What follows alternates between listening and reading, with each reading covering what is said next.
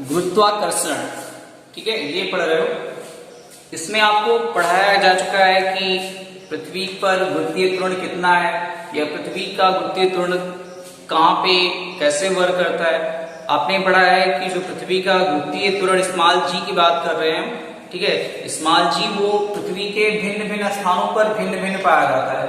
क्योंकि ये कारण क्या है, इसका कारण ये है कि पृथ्वी का जो साइज है, ये कहा जाता है पृथ्वी गोल है ना, तो पृथ्वी गोल नहीं है। क्या है, पृथ्वी जो है वो गोल नहीं है। कहा जाता है पृथ्वी गोल है, लेकिन है नहीं, पृथ्वी गोल नहीं है। पृथ्वी जो है वो ध्रुवों पर चपटी हुई है। क्या है, ध्रुवों पर चपटी हुई तथा भूमध्य रेखाओं पर क्या है, गोल है। भूमध्य रेखाओं पर गोल तथा ध्रुवों पर चपटी हुई है, जिसके कारण जी के मान में डिफरेंस नजर आता है। ठीक है, इतनी बात सभी के समझ में आ रही है कि पृथ्वी जो है वो गोल नहीं है, पृथ्वी जो है ध्रुवों पर चपटी हुई, और जो विषमत रेखाएं या कह सकते हो जो ध्रुव से हटके विषमत रेखाएं हैं वो वहां पर गोल है। ठीक है, तो इसलिए जी की वैल्यूएशन अलग अलग स्थानों पर अलग अलग पाई जाती है। कहा जाता है गुरुत्वीय त्वरण जी का मान भूमध्य जो रेखा है या कह सकते हो विषमत रेखा है, ठीक है, दोनों एक ही हैं, भूमध्य रेखा पर सबसे कम होता है तथा ध्रुवों पर सबसे अधिक होता है। किसकी वैल्यू, जी की वैल्यू, यानी जी की वैल्यू जो होगी वो ध्रुवों पर सबसे ज्यादा होगी और भूमध्य रेखाओं पर या विषमत रेखाओं पर सबसे कम होती है।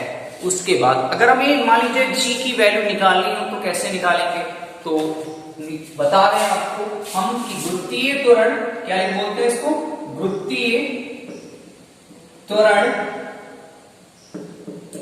जी के मान का परिकलन करना। ठीक है, परिकलन कैसे कर सकते हैं, सभी लोग ध्यान से देखेंगे। पृथ्वी तल के निकट गुरुत्वीय त्वरण कितना होगा, स्मॉल जी बराबर G M upon R square, ये फॉर्मूला पड़ा है।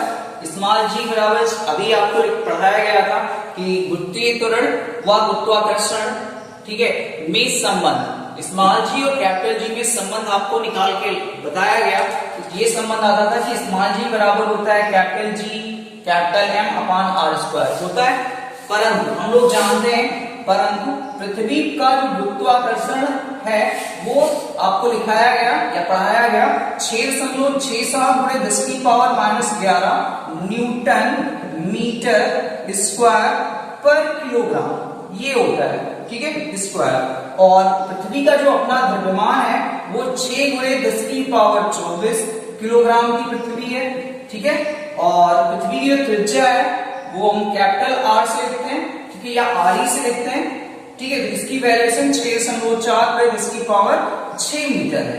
तो ये पृथ्वी के बारे में, पृथ्वी का जो गुरुत्वाकर्षण है वो इतना है, पृथ्वी का अपना द्रव्यमान इतना है और उसकी त्रिज्या इतनी है। ठीक है, तब हम अगर जी की वैल्यू पुट सॉल्व करें, लिखेंगे जी का मान रखने पर, ठीक है, रखने पर, तो स्मॉल जी बराबर देखिए कैपिटल जी की वैल्यू पुट करेंगे 6.67 गुणे 10 की पावर -11, और उसके बाद m की वैल्यू यहां से पुट करेंगे, यानी 6 गुणे 10 की पावर 24 अपान में आएगा। ठीक है, आर स्क्वायर यानी ये आएगा 6.4 गुणे 10 की पावर 6 का स्क्वायर। ठीक है, उसके बाद तो ये अगर हम सॉल्व करें तो ये वैल्यू देगा 9.77 मीटर पर सेकेंड स्क्वायर या अप्रोक्सीमेटली, ठीक है, ये लगभग है, लगभग 9.8 मीटर पर सेकेंड स्क्वायर। ठीक है, तो ये हो गया जी की वैल्यू। तो इस तरह से हम जी की वैल्यू निकालते हैं। क्या करते हैं, जी की वैल्यू इस तरह से निकालते हैं। वही बात आ रही है, देखिए बात यहाँ पे आ रही है कि त्रिज्या घट जाती है। जैसे ही त्रिज्या, जैसे आपको हम सही से समझा रहे हैं, पृथ्वी कुछ इस तरह से है।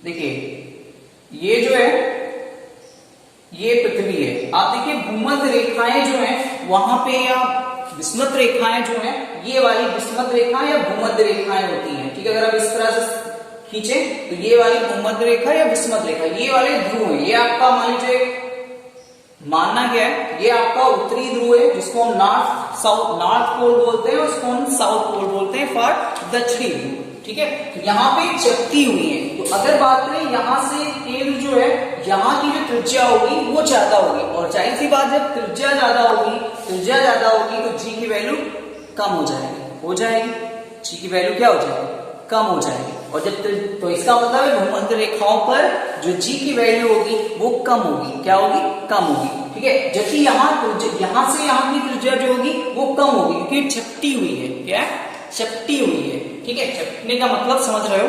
ठीक है, तो जब त्रिज्या कम होगी तो आर की वैल्यू कम होगी, जब आर कम होगा तो जी बढ़ जाएगा, यानी जी की वैल्यू ज्यादा प्राप्त होगी। इसलिए कहा जाता है कि ध्रुवों पर जी का मान मैक्सिमम होता है, ज्यादा होता है, जबकि भूमध्य रेखाओं पर जी का मान बहुत यानी उसकी अपेक्षा कम होता है। ठीक है, उसके बाद अगली हेडिंग है द्रव्यमान। द्रव्यमान क्या होता है, तो सभी लोग जानते हो कि आपको बताया जाता है या घर में कहा जाता है कि आप पृथ्वी पर भार हैं। ठीक है, तो भार क्यों कहा जाता है, क्योंकि आपका जो द्रव्यमान, मान लीजिए आपका 50 किलो वेट है, ठीक है, या 60 किलो वेट है, मानते हैं आपका 60 केजी वेट है, इसका मतलब है कि आप में गुरुत्वीय त्वरण भी है, W बराबर mg। ठीक है, बराबर आप मान लेते हैं 60 किलोग्राम के हो, तो किलोग्राम का मतलब है कि आपके अंदर गुरुत्वीय त्वरण, आपके अंदर द्रव्यमान है और साथ में गुरुत्वीय त्वरण है। m आपका वास्तविक द्रव्यमान है और g फॉर गुरुत्वीय त्वरण है, क्या गुरुत्वीय त्वरण, यानी आप अगर 60 किलो के हो तो दोनों के कारण, यानी आपका द्रव्यमान और गुरुत्वीय त्वरण के कारण, इसलिए इसको द्रव्यमान ना कहा के आपसे ये नहीं कहा जाता है कि आपका द्रव्यमान कितना है, आपसे ये कहा जाता है आपका भार कितना है। बात आपके भार पे आती है, ना कि आपके द्रव्यमान पे। भार का मतलब होता है कि उसमें द्रव्यमान के साथ साथ गुरुत्वीय त्वरण भी है, जबकि अगर द्रव्यमान की बात अकेले की जाएगी तो इसका मतलब है कि उसमें गुरुत्वीय त्वरण नहीं। मान लीजिए आप 60 किलो के हो, तो अगर आप इस 60 किलो को अगर आप चंद्रमा पे जाओगे, मान लीजिए आप 60 किलो के हो, चंद्रमा पे चले गए, तो वहां पे आपका भार कितना रह जाएगा, वहां पे आपका भार, जैसे बताया गया कि पृथ्वी की तुलना में वहां का जो भार होगा वो 1/6 होता है। यानी अगर आप 60 किलो के हो तो आप कितने किलो के रह जाओगे, आप सिर्फ और सिर्फ 10 kg के रह जाओगे। ठीक है, यानी इसका मतलब क्या हुआ, इसका मतलब ये हुआ कि पृथ्वी पर जो गुरुत्वीय त्वरण है वो ज्यादा है और चंद्रमा पर जो है वो गुरुत्वीय त्वरण बहुत ही कम है, जिसके कारण आपका जो भार है वो कम हो गया। ठीक है, उसके बाद बात आती है द्रव्यमान की, यानी द्रव्यमान किसी वस्तु का या किसी वस्तु का द्रव्यमान उस वस्तु में उपस्थित पदार्थ के परिमाण को द्रव्यमान कहते हैं। सिर्फ पदार्थ का परिमाण देखा जाता है, गुरुत्वीय त्वरण नहीं देखा जाता। इसका जो SI मात्रक होता है द्रव्यमान का, वो सभी को पता है, किलोग्राम होता है।